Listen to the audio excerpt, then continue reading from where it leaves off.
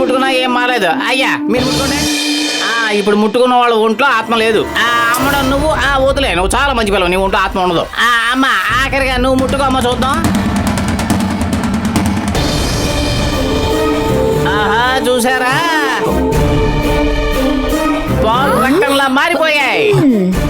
ఈవిడొంట్లో ఆత్మ ఉందని మీరు అందరూ చెప్పారు కదా, అది నిజమే.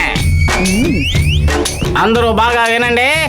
ఆ ఆత్మ ఈవిడ్ని ఇష్టపడి ఈవిడొంట్లోకి వెళ్ళినందువల్ల ఏ మాంత్రిక శక్తి వల్ల ఆ ఆత్మని బయటికి రప్పించడం సాధ్యమే కాదు. ఈ ఆత్మ వల్ల ఎటువంటి సమస్య రాదు. ప్రస్తుతానికి ఆ ఆత్మ ఈవిడి ఒంట్లోనే ఉండడం చాలా చాలా చాలా మంచిదని నేను చెబుతున్నాను. నేను చెప్పిందే నిజం.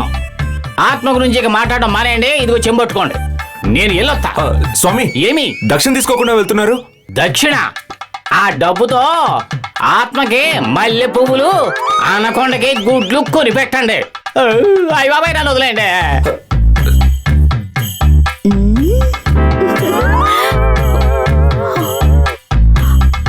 అమ్మయ్యా, ఎలాగోలా నాలో జానకి ఆత్మ ఉన్నట్టుగా అందరినీ నమ్మించేశాను.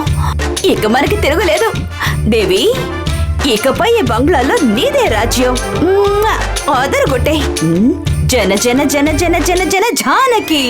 మహిషాసుర మర్దిని భగవతి దుర్గే నమః.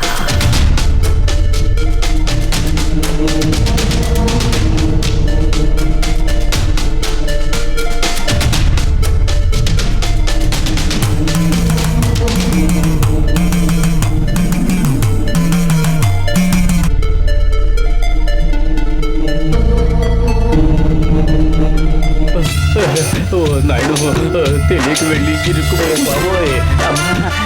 అయ్య బాబోయ్, అమ్మ ఎక్కడింది? అమ్మ తల్లి, ముందు ఆ నీళ్ళు ఇవ్వు. అది కోపంచకమయ్యా.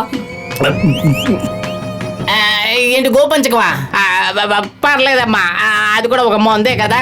అయ్యో, సరే, దేవిలో ఆత్మ ఉందని నమ్మేశారా? నా